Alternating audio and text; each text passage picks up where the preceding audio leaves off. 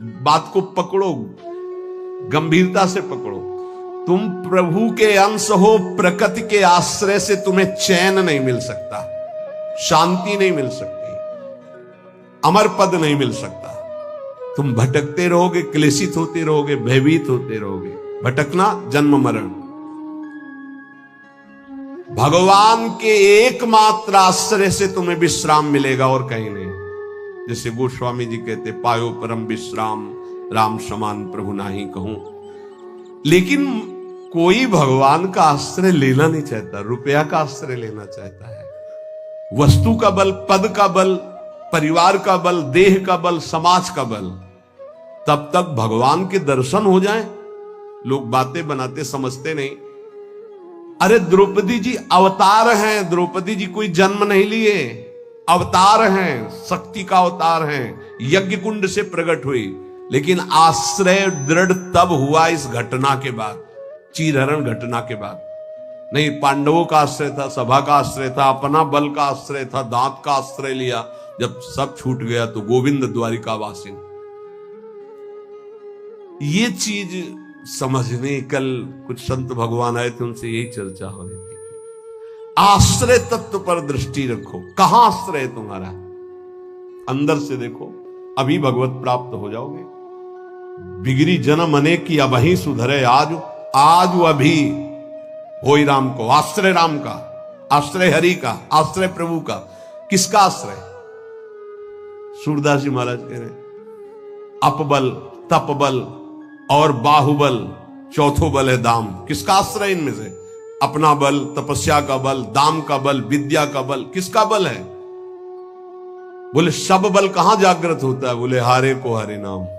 जो भगवान के आश्रित हो गया, नाम के आश्रित हो गया। ये जितने आश्रय ये टिकाऊ नहीं है, प्रत्युत ये तुम्हें भ्रमित करके तुम्हारे समय को नष्ट करने वाले हैं। जिसने धन का आश्रय ले लिया, पतन है, शास्त्र कह रहा है। क्यों पतन है? खूब बल आ जाता है अंदर, क्योंकि गलत आश्रय लिया ना धन का। अब वो मतवाला हो जाता है, शराब पीना, मांस खाना, व्यभिचार करना, ये उद्दंडता ही उद्दंडता आने लगती है। अब भगवत आश्रित और धन आ गया तो उसका धन दूसरी जगह जाता है, क्योंकि आश्रय सही है। अस्पताल खुलवा दिया, पौशाला, संत सेवा, गौशाला, नाना प्रकार की धार्मिक वृत्तियों के द्वारा दूसरों को सुख पहुंचाना। क्यों? क्योंकि आश्रय बढ़िया है। केवल धन का आश्रय है तो सब दोष आ जाते हैं। इतना ही नहीं, शुभ कर्मों का आश्रय बन जाता है, साधना का आश्रय बन जाता है। अपनी साधना, रोज परिक्रमा लगाता हूं, रोज ये करता हूं, ये करता हूं। देखो दिखाई दे रहा है भक्त, भगवान, भक्त का मतलब होता है भगवान का आश्रय। अब वो ये जो सत साधनाएं हैं, असत नहीं है, पर इनका जो आश्रय हो गया वो डायरेक्ट भगवान के आश्रय से हट। अब हमारी टांगे मजबूत हैं तो हम परिक्रमा लगा रहे हैं, कल टांग टूट गई तो आश्रय भगवान का, उनके आश्रय से भगवत प्राप्ति होगी, कोई इनके आश्रय से थोड़ी। लेकिन अगर वो आश्रय लिया है तो फिर लगेगा हमसे कोई साधना ही नहीं हो रही, आप असंतुष्ट हो जाएंगे। एकमात्र भगवान का आश्रय। तभी कह रहे बिगड़ी जन्म अनेक की अबही सुधरे आज। अभी इसी क्षण सुधार हो जाएगा, अभी इसी क्षण बात बन जाएगी। अनेक जन्मों की बिगड़ी क्या? आश्रय केवल प्रभु का, मामुपाश्रिता। भगवत प्राप्ति की साधना का भी आश्रय नहीं। ध्यान दो, ये बड़ा सूक्ष्म। आश्रय केवल प्रियालाल का। साधना बन रही बढ़िया, कल साधना ना बने, ऐसे रोग हो जाए, ऐसी शरीर की स्थिति हो जाए, ऐसी मना स्थिति हो जाए तो हमें भगवत प्राप्ति नहीं होगी क्या? होगी। बोले क्यों होगी? तुमसे कोई साधन तो बनता नहीं। बोले हमने साधन का आश्रय नहीं लिया, हमने तो प्रियाजू का आश्रय लिया। सर्वेषु साधन वरेषु चिरम निराशा। बात समझना, ये आंतरिक है, आध्यात्मिक। भरोसा केवल प्रभु का, आश्रय केवल प्रभु का, इसी से भगवत प्राप्ति होती है।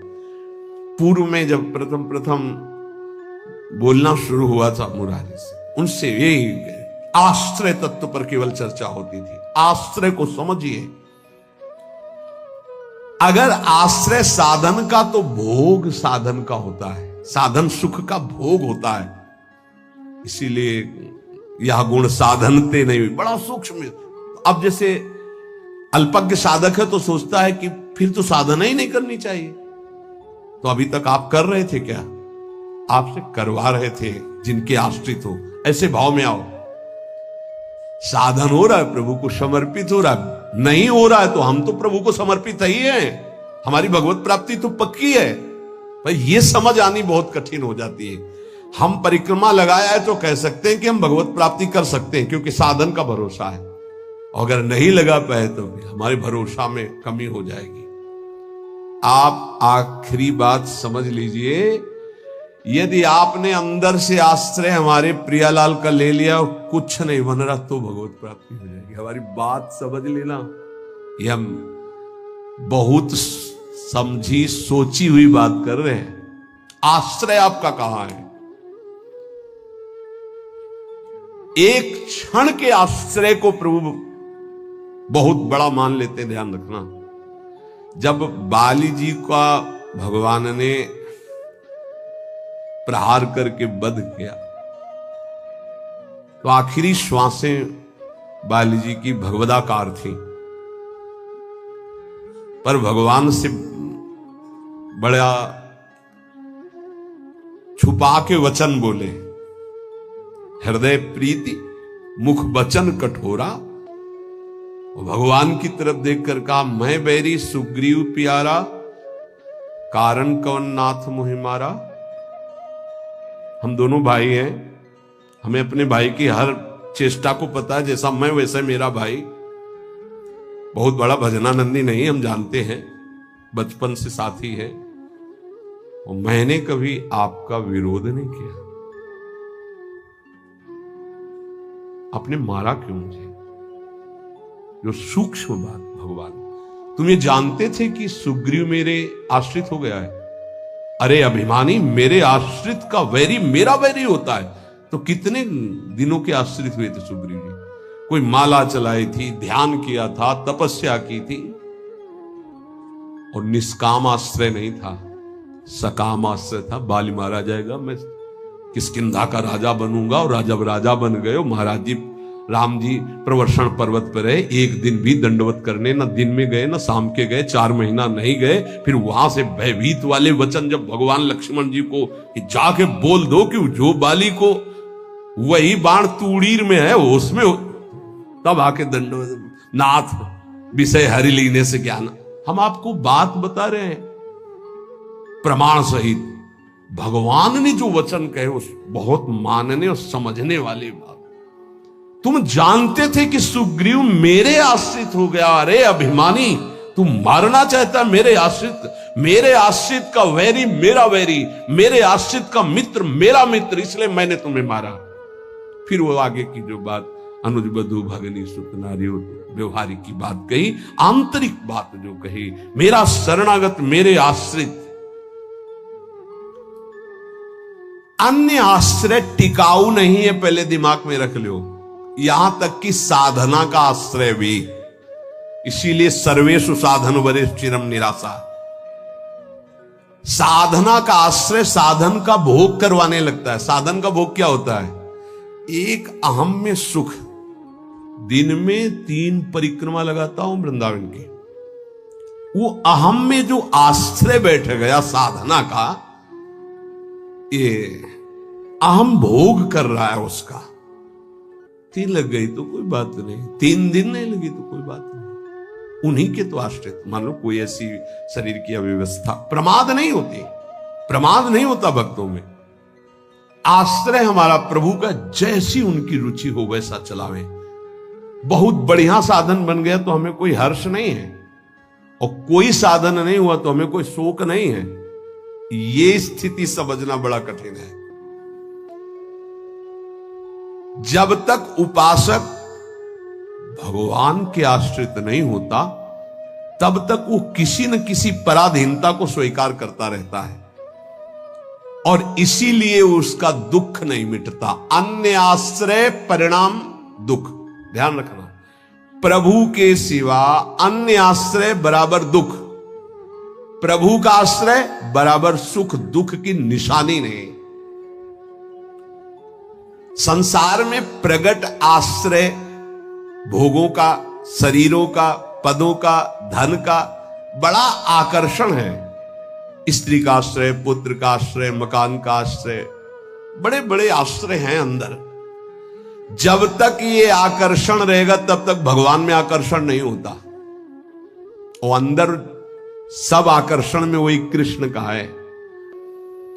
भगवान का आश्रय होते ही त्रिभुवन की प्रिय से प्रिय वस्तु से राग खत्म हो जाएगा। ये पहचान है। कोई प्रिय नहीं लगेगा। वही प्रिय लग रहे हैं, उनके सिवा वास्तविक आज भी किसी को कोई प्रिय नहीं लगता। अगर वो अंतर ध्यान हो जाए तो उस शरीर को फूंक दिया जाता है, जला दिया जाता है, गाड़ दिया जाता है। क्या ये प्रियता रही? प्रियता तो प्रभु से ही थी। देखो, प्रगट में देखने वाले की दृष्टि में और वर्तमान की स्थिति में बड़ा अंतर हो सकता है। ऐसा नहीं है कि आप जो दृश्य देख रहे हो वो दृश्य वैसा ही हो। आपकी देखने की क्या शैली है? एक बार यही बात अकबर से जब कहा बीरबल ने कि देखी हुई बात गलत हो सकती है, अपना चिंतन जैसा होता है वैसे ही दृश्य दिखाई देता है, उसको भी समझना चाहिए, ना कि जो हमें दिखाई दे रहा है वही सत्य है।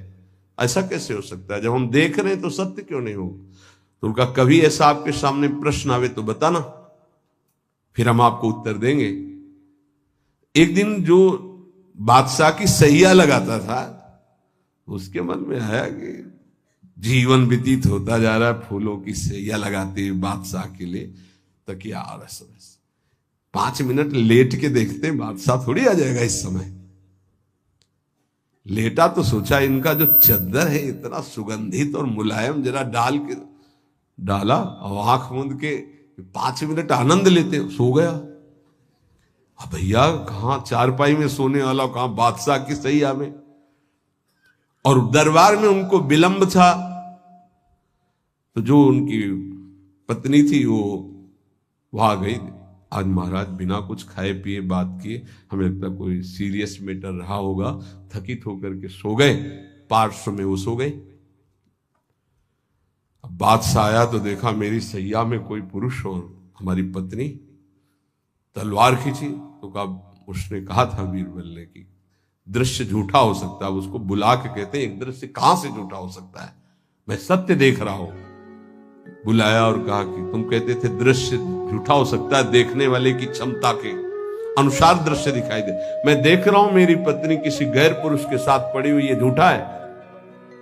बोले महाराज झूठा भी हो सकता है। झूठा ही है मैं ऐसा नहीं कहता, लेकिन झूठा भी हो सकता है। अब कौन पुरुष है अब हमें तो पता नहीं, लेकिन आप 2 मिनट खंभे की आड़ में रुकिए। रानी को ऐसे, जी बोले आप किसके साथ सो रहे? महाराज के साथ। बात नहीं की? बोले नहीं, थके थे, सो रहे थे इसलिए जगह नहीं, पार्श्व में सो गए। ठीक है आप जाइए, हम महाराज को जगा के ला रहे हैं क्योंकि भोजन नहीं पाया इनको पवाना।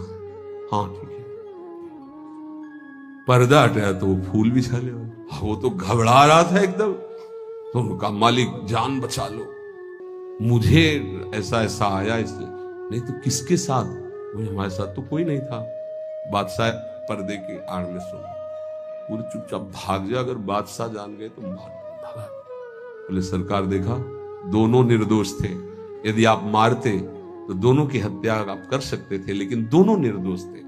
हमारी दृष्टि प्राकृतिक दृश्यों का फाइनल नहीं कर सकती, फिर सच्चिदानंद का कैसे? तो हमें अपनी दृष्टि सुधारने, वीत राग, जिनका राग बीत गया है अर्थात परम वैराग्यवान, भगवत लीला का रसास्वादन, इसलिए परम वैराग्यवान परमहंस शिरोमणि सुखदेव जी को श्रीमद् भागवत कथन का अधिकारी श्री भगवान व्यास देव जी ने जान करके भागवत दी। जब कोई प्रभु से विमुख हो जाता है तो नाशवान पदार्थों में और शरीर में, ये नाशवान है, इसमें राग हो जाता है। अब ये राग उससे पापाचरण कराता रहता है, वो भगवान की लीलाओं को नहीं देख सकता। हमारा सच्चिदानंद प्रभु की प्राप्ति का पहले भूमिका समझ ले। जब कोई तीनों रागों से, तीन प्रकृति के गुण, तीन शरीरों की रचना, तीनों लोकों का वैभव, तीनों रागों से जो मुक्त हो जाता है वो भगवत प्राप्त होता है। भगवत प्राप्ति में भी बड़ा भेद है कई तरह का। भगवत प्राप्ति में भी जो रस सिद्ध महापुरुष है वो गोपी भाव को, जो उनसे भी सहचरी भाव को, आपकी दशा कहां है? देह भाव में हो। अब देह भाव से देखोगे तो क्या दिखाई देगा? जैसा चश्मा वैसे दिखाई देगा। इसलिए लीला का वास्तविक रहस्य कौन जानता है? बोले वीतराग। कौन वीतराग? बोले जो परमात्मा से विमुख है उसका नाशवान प्रकृति के द्वारा रचे हुए वस्तु, व्यक्ति, स्थान, शरीरों में राग हो जाता है। वो राग जिसका नष्ट हो चुका है उसे कहते हैं वीतराग, परमहंस। ये राग कामना पैदा करता रहता है। रजोगुण से राग उत्पन्न होता है और राग से अप्राप्त की प्राप्ति की चाह का नाम कामना है। मैं ये भोग लूं, जो सुना, जो पढ़ा, जो देखा वो भोग लूं, प्रकृति का कामना कहते हैं। कामना जहां उत्पन्न होती है तो प्रिय पदार्थों का भोग भोगने से लोभ होता है, प्रिय पदार्थों के भोगने में बाधा पड़ने पर क्रोध होता है। भगवान कह रहे हैं कि वीतराग भय क्रोधो मनमया मामुपाश्रिता। जिसका राग नष्ट हो चुका है और जिसका क्रोध नष्ट हो चुका है, क्रोधी नहीं और भय नहीं है। भय, जब तक आप पापाचरण करेंगे तो बिना किसी भय के भी आपको भय लगता रहेगा। ध्यान रखना, हृदयों में देख लेना। अगर भय लग रहा है आपको, अव्यक्त भय, कहीं ऐसा न हो जाए, कहीं ऐसा, आपका मन मलिन है और आपने पापाचरण किए हैं, वो आपको भयभीत करते रहेंगे। जो भगवत शरणागत निर्मल हृदय वाला होता है उसके अंदर निर्भयता आती है। निर्भय, निश्चिंत, निशोक।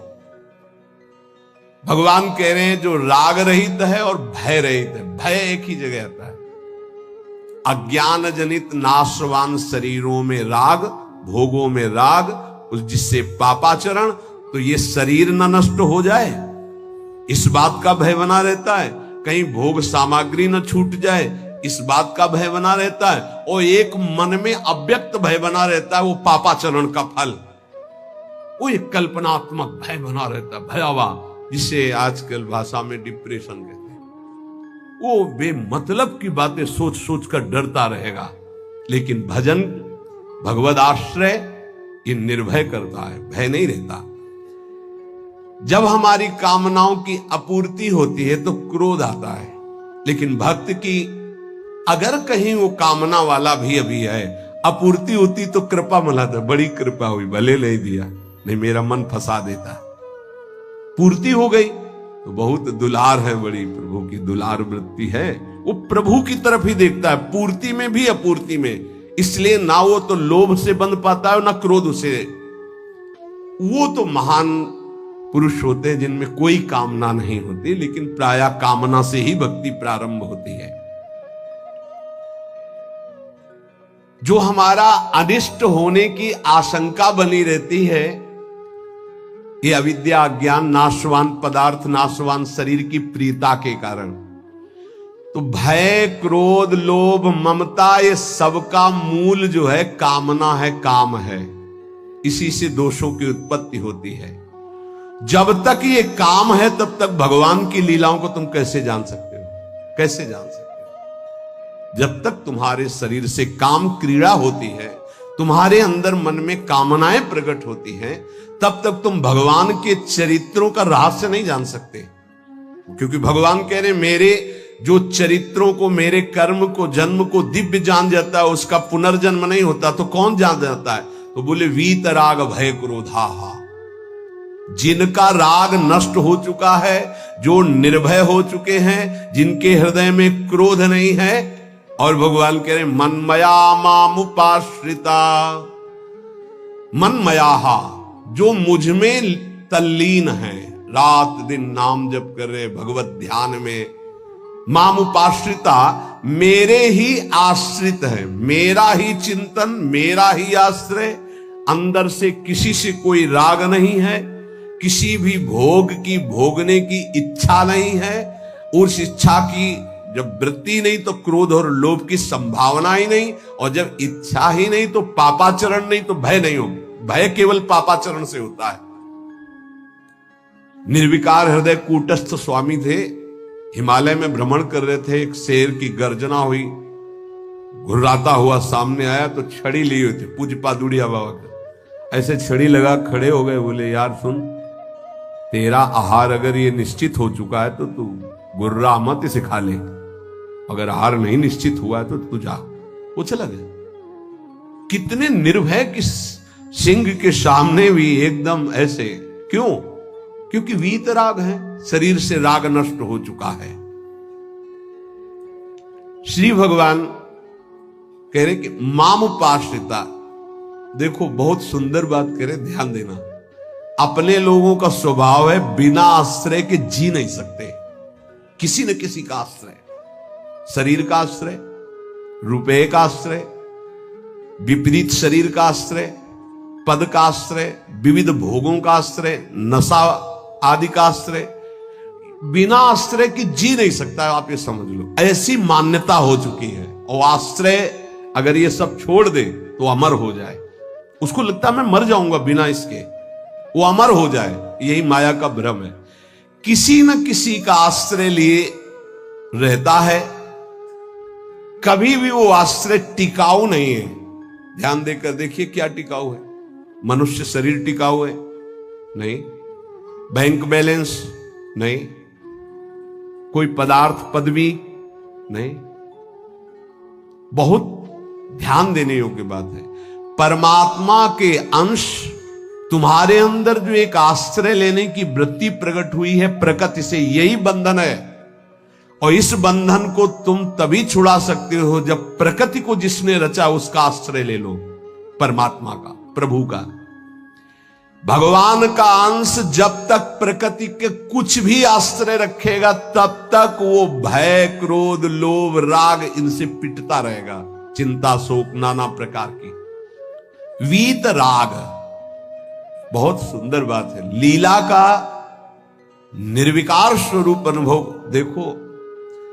अगर गोपी प्रेम में तनिक भी कोई ऐसी बात होती तो परमहंस श्री सुखदेव जी, जो लौटकर अपने पिता का मुख नहीं देखा, जब पुकार रहे थे, माता को तो देखा ही नहीं, वो भला ऐसे विलास को कभी गा सकते थे? विचार कर। बृहस्पति शिष्य उद्धव बंदे नंद ब्रजस्त्रीणाम पादरेणु भीक्षण सा, अंतिम समय स्तव का गायन करते। भीष्म जी उस समय गोपी जनों का चिंतन करते हैं, भगवान की उस लीला विलास का। क्या है ये गोपी प्रेम? कोई ऐसी रहस्यमयी प्रेम वृत्ति है जो बड़े बड़ों को समझ में आने वाली नहीं है। इसलिए गायन करें। गायन से आप रास पंचाध्यायी के फलस्तुति को पढ़िए, उसमें लिखा है ये श्लोक पुरा में आदने विक्रीडितम ब्रजबधु भीरदम च विष्णु। इस श्लोक में है कि जो श्री कृष्ण की इस रासलीला का जो गोपी जनों के साथ भगवान अद्भुत सुख वर्षा कर रहे हैं, इसका जो गायन करेगा, पाठ करेगा, वो हृदय रोग से रहित हो जाएगा। ये हृदय रोग को निर्मूल करने वाली लीला, अर्थात काम का सर्वनाश करके प्रेम प्रकाशित करने वाली। श्रीमद चतुरासी जी की फलस्तुति में लिखा है, भवजल निधि को नाव और काम पावक को पानी। काम रूपी अग्नि को शांत करने के लिए लीला जल है। चतुरासी जी का गायन निष्काम करके प्रेम प्रकट करता है। यहां प्रार्थना है, अर्थ की तरफ दृष्टि मत ले जाना। अगर अर्थ कभी आप पढ़ भी ले तो उसको चिंतन में मत आओ, उसको छोड़ दो।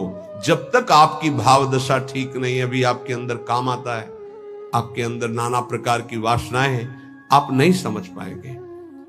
आप उसे प्राकृतिक भाव से अगर देखेंगे तो बात ठीक नहीं, क्योंकि प्रिया प्रीतम सच्चिदानंद में आपकी बुद्धि प्राकृतिक भाव सच्चिदानंद पर आरोपित करना, फिर वो बिगड़ जाएगा। इसलिए यहां प्रार्थना करते हैं, नवनिवृत्त निकुंज के पदों का गायन, चिंतन भागवत गीता जी के सिद्धांतों का, देह राग को शिथिल करके फिर चिंतन जो प्रकट होता है वो आंसुओं से भींगे हुए कपोल वाला होता है। गदगद सुर नैना सजल दंपति रस रहे भीन। इसलिए उपासक को चाहिए कि जब तक देह भाव शिथिल न हो जाए तब तक ऐसे ऐसे श्लोक रस भरे हैं जिनको आप बिल्कुल नहीं समझ सकते। इसलिए भगवान की अवतार लीला, भगवान के उपदेश, देखो शास्त्रों में हमने पाया कि जब अपने शिष्यों को उपदेश गुरुदेव करते हैं तो उनसे कहते हैं कि देखो भाई, मेरे उपदेश से जो मेरा आचरण न मिलता उसे कभी स्वीकार मत करना। मेरे उपदेश से जो मेरा आचरण या शास्त्र की आज्ञा से जो मेरा आचरण न मिलता हो उसे कभी अनुकरण मत करना। क्यों? क्योंकि तुम्हारी स्थिति नहीं है, तुम अनुकरण करोगे परास्त हो जाओगे। मेरा जो तुम्हारे लिए उपदेश है, शास्त्र की जो आज्ञा है, उसके अनुसार चलना। आप सोचो, जगत गुरु भगवान श्री कृष्ण की लीला का कोई अनुकरण कर सके? जैसे रास लीला का नहीं, भगवान इतनी गोपियों के साथ नृत्य कर रहे, भगवान के इस दिव्य प्रेम विलास को तुम रास किसको संबोधन कर रहे? बोले रास रचा के आ रहा है। घोर अपराध भरे शब्द बोल रहे हो। भगवान रास जो कर रहे हैं वो आत्म स्वरूप का विलास है, वो किसी व्यक्ति या स्त्री पुरुष कर रहे हैं। भगवान ने जो कुछ लीलाएं ऐसी की जिनका अनुकरण स्वाभाविक करके हम प्रेम मगन हो सकते हैं, कुछ लीलाएं हैं जिनका गायन करके प्रेम में मगन हो सकते हैं, कुछ लीलाएं हैं कि पढ़ सुन करके हम गर्वित हो सकते हैं, मेरे प्रभु ऐसे। तो रास लीला के पहले भगवान की जैसे लीला एक आती है गोवर्धन लीला, फिर रास लीला। चलो रास लीला तुम करने के अनुकरण करने की बात करते, चलो गोवर्धन लीला करो। नहीं, भगवान जो लीला करते हैं उनका अनुकरण करो, गोवर्धन लीला करो। अब भी 21 किलोमीटर के महाराज हैं गिरिराज जी। श्री कृष्ण चंद्रजू जो लीला कर रहे हैं वो गायन करनी है, अनुकरण करने की सामर्थ्य किसमें है? किसमें है? भगवान शंकर ने हलाहल जहर निकला समुद्र मंथन से, यहां रोक लिया। तुम एक कुल्ला पानी रोक के दिखाओ, पानी, और हलाहल जहर रोक लिया। तो सामर्थ्यवान महापुरुषों का आचरण वही अनुकरणीय है जो शास्त्र सम्मत है, जिनका वो आदेश कर रहे हैं कि आप ऐसा कीजिए। हर बात अनुकरणीय नहीं है, क्योंकि वो किस दशा में किस स्थिति में है। इसीलिए यहां भगवान कह रहे मेरे जन्म कर्म की दिव्यता को कौन जानेगा, और जो जानेगा उसका पुनर्जन्म नहीं होगा। तो बोले वीत राग, जिसका राग नष्ट हो चुका है,